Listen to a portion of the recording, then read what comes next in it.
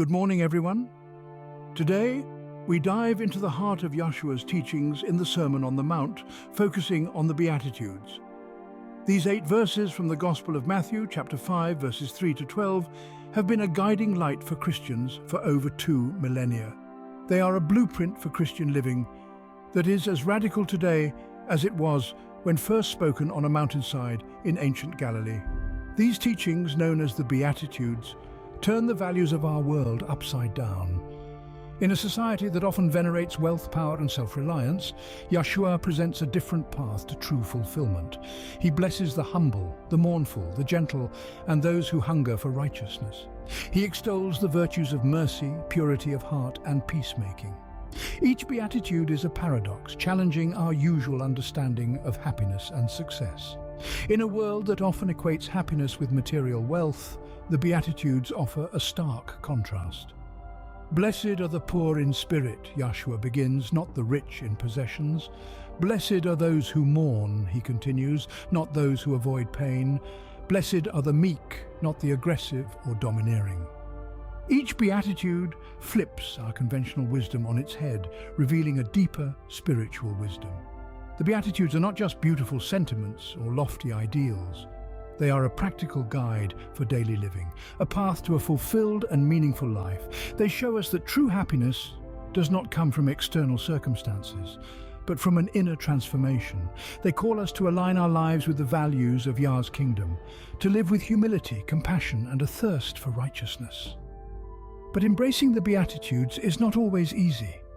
They challenge us to step out of our comfort zones, to go against the grain of our society's norms. They require us to look beyond our self-interest, to care for others, and to seek Yah's will above our own. Yet they also offer us a promise that in living out these teachings, we will find true happiness and fulfillment. The Beatitudes show us that true happiness and fulfillment lies not in power, wealth, or self-sufficiency, but in recognizing our need for Yah. Our journey begins with the first Beatitude. Blessed are the poor in spirit, for theirs is the kingdom of heaven. This seemingly paradoxical statement holds a profound truth. It tells us that those who recognize their spiritual poverty, those who understand that they are in need of something beyond themselves, are indeed blessed. This is a call to humility, a call to acknowledge our spiritual poverty. In a world that often celebrates self-promotion, independence, and the relentless pursuit of personal success, this beatitude turns the tables. It tells us that the kingdom of heaven opens its doors not to the proud, but to the humble. It is a kingdom that welcomes those who understand their need for something greater than themselves. But what does it mean to be poor in spirit? It's not about material poverty or a lack of ambition. Rather, it's a conscious recognition of our spiritual need. It's about acknowledging that we are not self-sufficient. It's about understanding that we need Yah's grace, His love, and His guidance in our lives. So how can we live out this call to humility in today's world? It starts by prioritizing our spiritual journey. It's about making time for prayer, for reflection, for seeking Yah's guidance in our lives. It's about admitting our vulnerabilities, our weaknesses, our need for Yah's strength. It's about depending on Yah, not just on our own abilities or resources. This humility also manifests in our interactions with others. It's about listening more than speaking, about understanding more than judging, about serving more than being served. It's about being open to learning, to growing, to being shaped by Yah's grace. And the promise attached to this beatitude is profound, for theirs is the kingdom of heaven. This is not just a future promise, but a present reality. When we live out this humility, when we acknowledge our spiritual poverty and our need for Yah, we experience a foretaste of the kingdom of heaven here and now. In our lives, this means prioritizing our spiritual journey, admitting our vulnerabilities, and depending on Yah's strength, not just our own. Next, Yeshua speaks to the heartbroken, saying, "Blessed are those who mourn, for they will be comforted." These words may seem paradoxical at first. How can mourning be a blessing? But Yeshua isn't speaking of superficial sorrow. He's acknowledging the deep grief that comes from loss and the pain of living in a broken world. This mourning is profound, it's personal, and it's also universal. Yeshua's words are an invitation to feel, to empathize, and to acknowledge the sorrow around us. It's about mourning not just our personal losses, but also the pain and injustice in the world. It's about sharing in the suffering of others, about feeling the sting of inequality, the burden of poverty, and the heartache of violence and oppression. This shared grief is a catalyst for change. It moves us to action, to work towards healing and justice, to be the hands and feet of Yeshua in a world that desperately needs hope. But this beatitude isn't only about mourning, it's about the promise that follows, for they will be comforted. Yeshua assures us that our grief is not in vain. There is comfort, there is healing, there is a balm for every wound. This divine comfort doesn't gloss over our pain, but meets us in the midst of it. It's a comfort that heals, that restores, that brings peace in the midst of turmoil. It's a comfort that comes from the knowledge that Yah is with us in our pain, that He mourns with us, and that He is working to make all things new. In essence, this beatitude calls us to be compassionate, to mourn with those who mourn, and to work towards healing and justice. It's a call to reflect the heart of Yeshua, to be conduits of His comfort in a world marked by sorrow. It's a call to be agents of hope, confident in Yah's promise of comfort and restoration. As followers of Yeshua, we are called to mourn with those who mourn, and to work towards healing and justice, confident in Yah's promise of comfort and restoration. Blessed are the meek, for they will inherit the earth. Meekness is not weakness, it's strength under control. Let's consider this. In our world today, where might equals right and aggression is often mistaken for ambition, the idea of meekness as a strength may seem counterintuitive, even absurd, but let's unpack this. Meekness, as Yeshua teaches us, is about power tempered with gentleness. It's about having the capability to harm, but choosing restraint and compassion instead. It's about possessing the strength to dominate, yet opting for understanding and patience. This is a strength that does not crush but uplifts, a power that does not destroy but builds. But how do we live out this meekness in our lives today? How do we embody this strength that is under control? Well, it starts with recognizing that everyone we encounter is undergoing a journey of their own. It's about realizing that our words, actions, and reactions can either be a balm or a dagger to them. Meekness is choosing to respond with gentleness, even when met with hostility. It's about putting out the fires of conflict instead of fanning them. It's about using our power to heal and not to hurt, to unite and not to divide. Meekness is about seeking to understand before seeking to be understood. It's about listening more and speaking less. It's about accepting that we don't always have to have the last word, that sometimes silence is the more powerful response. And lastly, meekness is about trust. It's about believing in Yeshua's promise that the meek will inherit the earth. It's about understanding that the world does not belong to the loudest or the strongest or the richest, but to those who emulate the humility and gentleness of Yeshua. So let's challenge the norm. Let's redefine strength. Let's live out our days with meekness, because meekness in our lives means choosing to respond with gentleness, seeking to diffuse conflict rather than escalate it, and trusting that ultimately the earth belongs to those who emulate the humility of Yeshua. Blessed are those who hunger and thirst for righteousness, for they will be filled.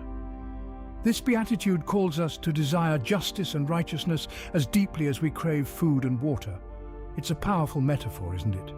We all know the gnawing pangs of physical hunger and the parched discomfort of thirst. These are primal, urgent needs.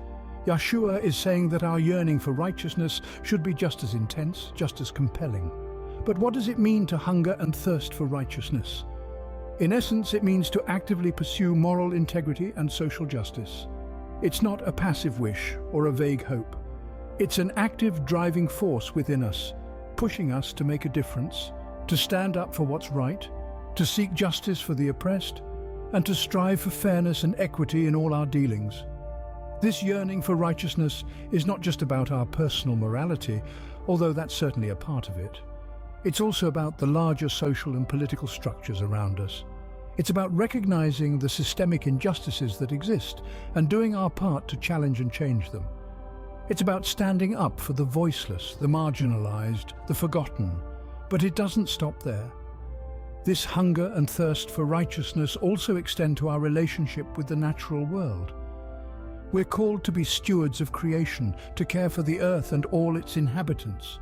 This means respecting the environment, advocating for sustainable practices, and working to mitigate the effects of climate change. And finally, this beatitude calls us to be peacemakers in our communities. This doesn't mean avoiding conflict or sweeping issues under the rug.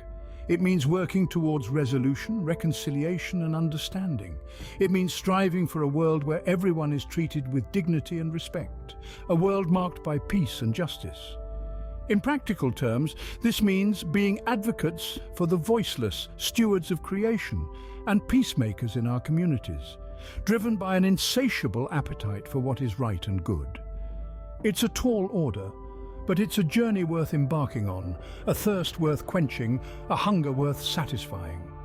In the remaining Beatitudes, Yeshua blesses the merciful, the pure in heart, and the peacemakers.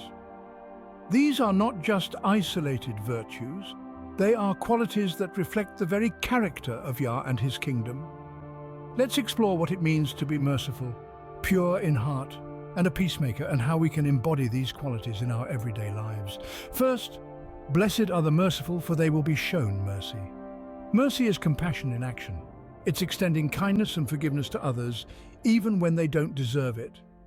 It's about seeing beyond people's faults and failures to their inherent worth and dignity. To be merciful is to reflect Yah's own heart, who is rich in mercy and abounding in steadfast love.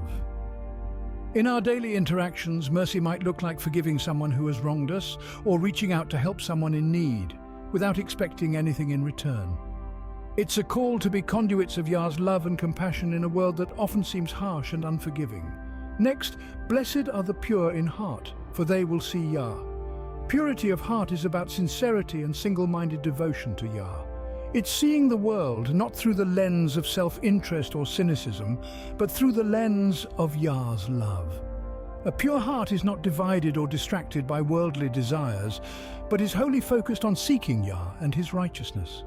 In practical terms, this might mean cutting out distractions that pull us away from Yah, or striving to be honest and transparent in all our dealings. It's about cultivating a heart that is open, honest and receptive to Yah's spirit. Finally, blessed are the peacemakers, for they will be called children of Yah. To be a peacemaker is to actively work towards reconciliation and harmony. It's not just about avoiding conflict, but about seeking to heal divisions and build bridges. Peacemakers reflect the reconciling work of Yahshua, who made peace through the blood of his cross. As peacemakers, we are called to be agents of reconciliation in our families, our communities, and our world. This could mean seeking to mend a broken relationship, or advocating for justice and equality, or simply treating others with respect and kindness. In summary, the Beatitudes call us to be merciful, reflecting Yah's compassion, pure in heart, reflecting his sincerity and love, and peacemakers, reflecting his reconciling work. They invite us to embody these qualities in our everyday lives, not as a way to earn Yah's favor, but as a response to his grace and love. Mercy, purity, and peace are not just virtues to aspire to, they are qualities that reflect Yah's own character and should shape our interactions with the world around us. As we strive to live out these Beatitudes, we become more like Yeshua, and we bring a little more of heaven to earth. Living the Beatitudes is not for the faint-hearted. It requires courage, conviction, and a deep reliance on Yah's Spirit. We've journeyed through the radical teachings of Yeshua, the Beatitudes, and we've seen how they flip our world's values on their head. In a society that often celebrates self-sufficiency, power, and independence, the Beatitudes call us to a life of humility. They remind us that recognizing our spiritual poverty, our need for Yah, is the gateway to the kingdom of heaven. We've learned that our strength doesn't lie in our abilities alone, but in our dependence on Yah. We've also explored the blessing of mourning, the divine comfort offered to those who feel the weight of grief and loss. This isn't a call to despair, but to compassion. It's an invitation to share in the sorrows of our world and to work towards healing and justice, confident in Yah's promise of restoration. We've delved into the strength of meekness, understanding that it isn't weakness but power under control. Meekness is about choosing gentleness and patience, even when aggression might seem the easier path. It's about trusting that the earth belongs to those who mirror the humility of Yeshua. We've recognized the call to hunger and thirst for righteousness. This isn't a passive longing, but an active pursuit of justice and moral integrity. It's about advocating for the voiceless, being stewards of creation, and fostering peace in our communities. Finally, we've learned that mercy, purity of heart, and peace are not just virtues to aspire to, but reflections of Yah's own heart. They are the qualities that make us effective ambassadors of His love in a fragmented world.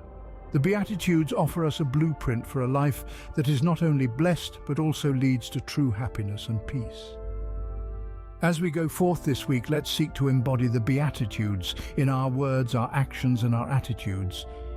Let's be people who live upside down, reflecting the kingdom of heaven in a world that so often values the opposite.